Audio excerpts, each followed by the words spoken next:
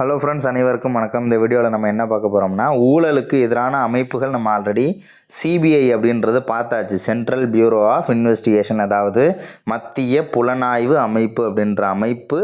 அதனுடைய என்னென்ன பாயிண்ட் நமக்கு ரொம்ப முக்கியம், அதனுடைய வரலாறு என்ன அப்படின்றதையும் நம்ம பார்த்தாச்சு. ஸோ இந்த வீடியோவில் வந்து நம்ம சிவிசி அப்படின்னு சொல்லிட்டு பார்க்கலாம். Central vigilance commission. இது மத்திய கண்காணிப்பு ஆணையம் அப்படின்னு சொல்லுவாங்க. மத்திய கண்காணிப்பு ஆணையம். சரி, இதனுடைய வரலாறு என்ன அப்படின்னு பார்க்கலாம். மத்திய அரசின் ஊழலை தடுக்கும் முக்கிய நிறுவனமாக இந்த மத்திய கண்காணிப்பு ஆணையம் அப்படின்றது இருக்கும். ஓகேவா? அதே மாதிரி மத்திய கண்காணிப்பு ஆணையம்னு சொல்லலாம், நடுவண் விழிப்புணர்வு ஆணையம் அப்படின்னும் சொல்லலாம் இந்த சிவிசியை. அதேமாரி 1964 மத்திய அரசின் தீர்மானம் மூலம் நிறுவப்பட்டது. நம்ம பார்த்தோம், சிபிஐ சிவிசி ரெண்டுத்தையுமே பரிந்துரை செய்தவர் யார் அப்படின்னு கேட்டால் சந்தானம் தலைமையிலான குழு தான் பரிந்துரை செய்திருக்கோம். ஓகேவா? அதே மாதிரி அது 1963, இது 1964, அடுத்த வருஷமே. ஓகேவா? இது February 11, 1964 மத்திய அரசின் தீர்மானம் மூலம் நிறுவப்பட்டது. எந்த வருஷம் நிறுவப்பட்டது அப்படின்னு கேட்டாங்கன்னா 64ன்னு சொன்னால் சிவிசி, 63ன்னு கேட்டால் நமக்கு சிபிஐ வந்துடும். அதேமாதிரி பரிந்துரை செய்த குழு வந்து சேம் தான், சந்தானம் கமிட்டி. அதே மாதிரி இதற்கு சட்டப்பூர்வ ஒரு அந்தஸ்து கொடுக்குறாங்க. ஓகேவா?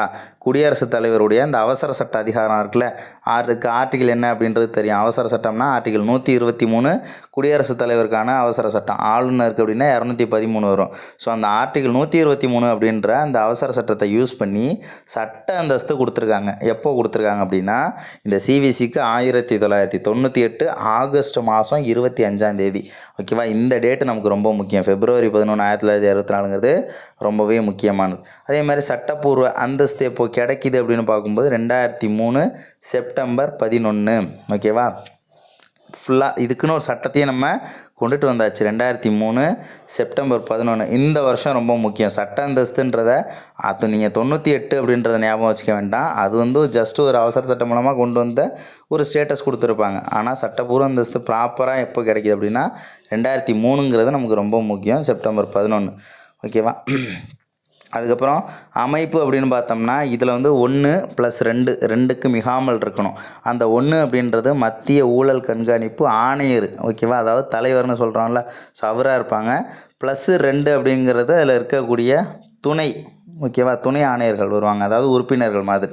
ஓகேவா? முதல் சிவிசியின் ஆணையர் யார் அப்படின்னா நிட்டூர் சீனிவாச ராவ் அப்படின்றவர் தான். ரொம்பவே முக்கியமான ஒரு கொஸ்டின்.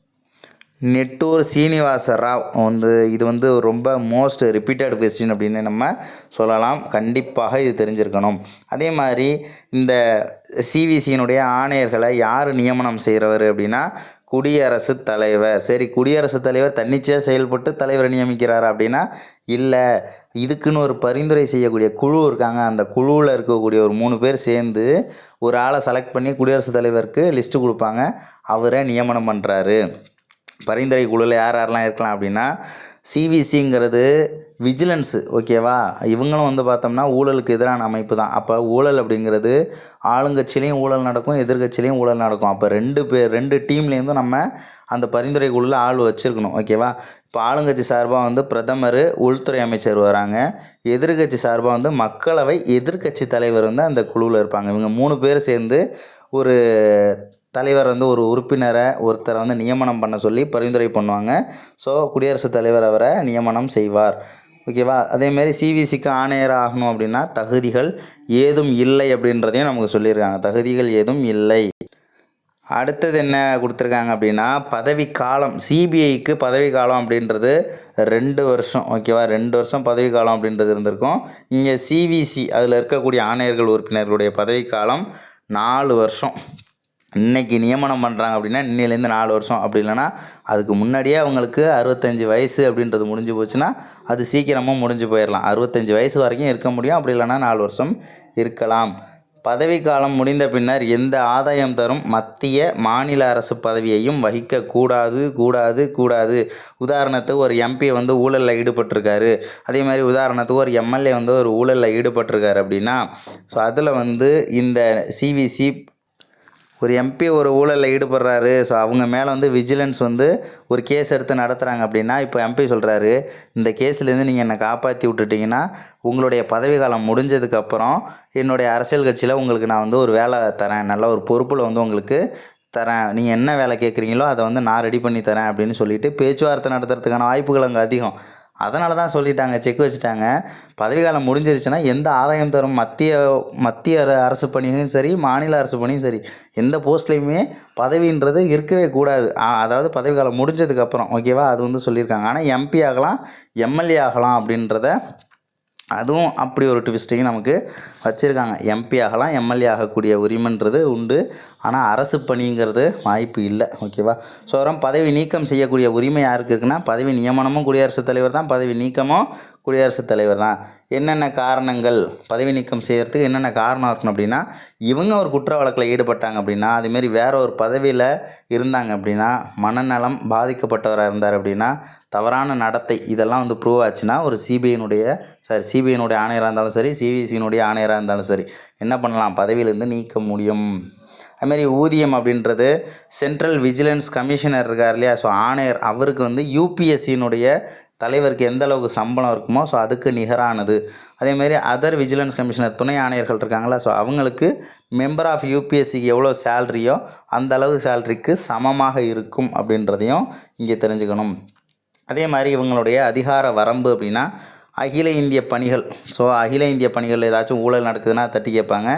மத்திய அரசின் குரூப் ஏ அதிகாரிகள், உதாரணத்துக்கு அகில இந்திய பணினா ஐஏஎஸ் ஐபிஎஸ், ஸோ அவங்களில் எதுவும் ஊழல் நடந்துச்சுன்னா இவங்க தட்டி கேட்பாங்க. மத்திய அரசின் குரூப் ஏ அதிகாரிகள், ஸோ அதில் வந்து எதுவும் ஊழல் நடந்துச்சுன்னா தட்டி கேட்பாங்க. அவங்க மூலமாக பொதுத்துறை வங்கிகள், பொது காப்பீட்டு நிறுவனங்கள், ஆயுள் காப்பீட்டு நிறுவனம், ஸோ இங்கெல்லாம் ஊழல் தொடர்பாக ஏதாவது செயல்பாடுகள் நடந்துருந்துச்சு அப்படின்னா என்ன பண்ணுவாங்க அப்படின்னா, ஸோ அதை இந்த விஜிலன்ஸ் வந்து அவங்க தன்னுடைய கண்ட்ரோல் எடுத்து அந்த கேஸை நடத்துவாங்க. செயல்பாடுகள், ஊழல் தடுப்பு சட்டம் 1988ங்கிறது ரொம்ப ரொம்ப ரொம்ப முக்கியமான தகவல். ஊழல் தடுப்பு சட்டம் 1988 கீழ் குறிப்பிட்ட சில அரசு ஊழியர்களால் செய்யப்பட்டதாக கருதப்படும் குற்றங்களை விசாரிக்கிறதுக்காக நிறுவப்பட்ட ஒரு அமைப்பு தான் இந்த சிவிசி. இது புலனாய்வு நிறுவனம் கிடையாது. புலனாய்வுனா இந்த ஐடி கார்டு எடுத்துகிட்டு போய் வி ஆர் ஃப்ரம் சிபிஐ அப்படின்னு சொல்லிட்டு ஐடி கார்டை காமிச்சிட்டு இந்த சினிமாலெலாம் காட்டுவாங்கள்ல, அந்த பொட்டி எடுத்து திறந்து பார்க்குறது, விளக்க தொடச்சி பார்க்குறது, அதெல்லாம் வந்து சிபிஐ தான். சிவிசிங்கிறது புலனாய்வுலாம் செய்ய முடியாது, புலனாய்வு செய்யக்கூடிய அதிகாரம் அவங்களுக்கு கிடையாது. அப்போ சிவிசி என்ன பண்ணுவாங்க அப்படின்னா, சிபிஐயை புலனாய்வு செய்ய வேண்டிய அவசியம் வந்துச்சுன்னா சிபிஐ தான் மாற்றி விடுவாங்க. ஸோ அதுக்கப்புறம் ஊழல் தடுப்பு சட்டம் 1988 கீழ் செய்யப்பட்ட குற்றங்களை விசாரிப்பது தொடர்பான டெல்லி சிறப்பு காவல் அமைப்போட செயல்பாடுகளை கண்காணிக்கிறதும் இதனுடைய வேலை. டெல்லி சிறப்பு காவல் அமைப்புன்னு யாரை சொல்கிறாங்க, சிபிஐயோடைய செயல்பாடுகளை கண்காணிக்கிறதும் இந்த சிவிசியினுடைய வேலை அப்படின்னு சொல்லியிருக்காங்க. ரொம்பவே முக்கியமான தகவல். CBI, CVC, Lokpal, Lok Ayukta, RTI இது எல்லாமே கன்ஃபார்ம் கொஸ்டின் அப்படின்றதையும் நம்ம மறந்துடக்கூடாது. ஸோ அடுத்த வீடியோவில் வேறு ஒரு ஊழல் தடுப்பு அமைப்போடு சந்திக்கலாம். தேங்க்யூ.